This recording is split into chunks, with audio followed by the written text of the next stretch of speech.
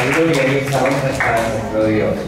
Le agradecemos a Dios la cantidad de milagros, ¿no? Pero siempre contaba un hermano algo que lo va a dar el domingo como testimonio, que es la primera vez que escucho. Este hermano resulta que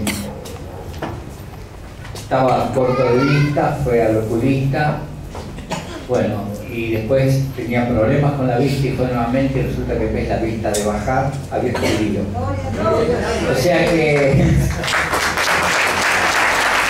son cosas increíbles.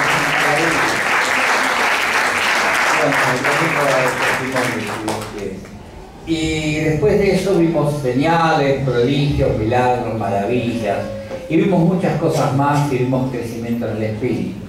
También tuve una palabra de Dios para la iglesia, y es una palabra muy dura, sinceramente, pero de todas maneras se las voy a dar para que ustedes vean que no en todos los lugares se cuecen habas, ¿vio?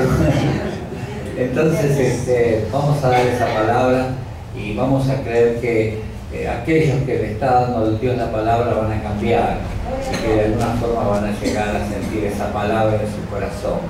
Hermanos, siempre la gloria, la gloria, la gloria de Dios.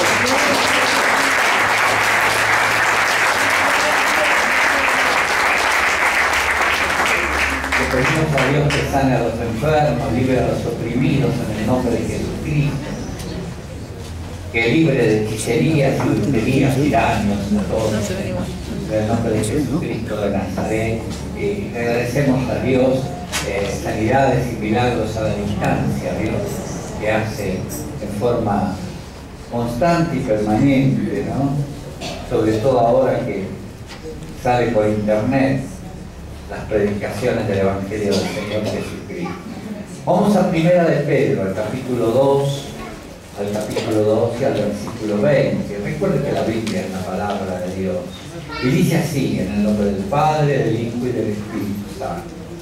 Pues qué gloria es si pecando sois abofeteados y lo soportáis. Mas haciendo lo bueno, sufrís y lo soportáis, esto ciertamente es aprobado delante de Dios. Es palabra de Dios. La gloria es de Dios. Ponernos en el lugar del que sufre una enfermedad, una dolencia o una necesidad, debe ser parte de la vida cristiana. Así recién entendemos el sufrir humano y lo que siente esa alma. Dios quiere que nuestra devoción por Él, esa devoción que tenemos por Él, guíe la forma que vivimos. Una vida devota se centra en el conocimiento y el servicio a Dios. Conozcamos que ser un cristiano verdadero requiere tiempo, energía, recursos, que normalmente usaríamos de otra forma, menos cristiana. Evitemos mezclar las actividades del Espíritu Santo con la carne. Constritaremos al Espíritu Santo. No todas las personas dan el valor exacto a nuestra integridad. Algunas de nuestras palabras pueden turbarlos y pensar erróneamente. Cada cual tiene un entendimiento.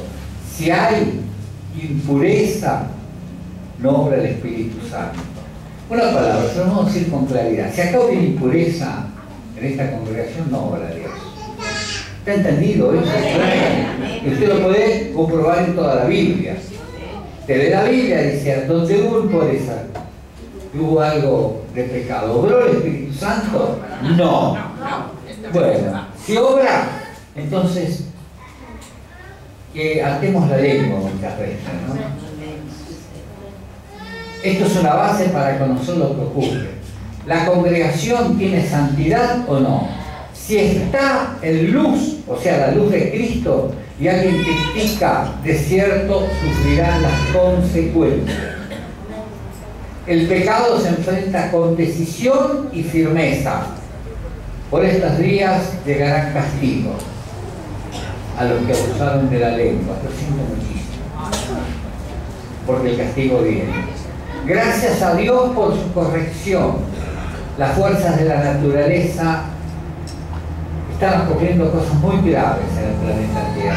Nos instan a orar, atar y neutralizar lo que sea para que, según lo que dice la Biblia, la palabra de Dios con referencia, por ejemplo, a los tornados. Teníamos la referencia de los tornados que le iban a llegar a Estados Unidos, como los cataclismos, destrucción en algunas partes de Asia también. Ambas cosas ocurrieron. No nos ponen felices que ocurran. Lo que nos ponen tristes es que los hermanos no saben enfrentar las situaciones. Entendamos lo siguiente. Los tornados que asolan zonas de Estados Unidos, para evitarlos hay que formar columnas de oración. Lo tienen que hacer en esas ciudades, en esos lugares, esos territorios. Esas columnas de oración tienen que estar llenas de fe, que oren sin cesar. Las congregaciones frías o tibias no sirven, porque allí están peleando ellos contra la columna de ángeles caídos, de Satanás, actuando también con la naturaleza, ¿verdad? Si usted lo ignora, lea Job, capítulo 1, versículo 19, a ver cómo opera. Hay de los que no enfrentan a Satanás. Estamos en guerra con un adversario maldito. La piedad significa ser fieles a Dios en todo lo que hacemos. Yo miraba esos grandes tornados que ya sabíamos que venían sobre Estados Unidos, y qué escasez de oración que hay ahí, qué escasez de fe, qué espera el cristianismo ahí para ponerse de rodillas y escuchar a Dios. No se trata de ir a los discursos, no se trata de ir a las predicaciones, se trata de ponerse uno de rodillas, sentado, acostado, como sea, a escuchar la divina palabra de Dios y orar y hablar con Dios. Porque dice la Biblia que recibiréis poder cuando venga sobre vosotros el Espíritu Santo. Y es increíble, increíble los mirar, mirando que el Estado le soluciona las cosas. ¿Qué Estado ni Estado? Y el creyente debe estar en comunión con su Dios, y a medida que pasen horas en la presencia de Dios, va a recibir el Espíritu Santo. El Espíritu Santo no es lengua, no es hemorragia, es poder de Dios.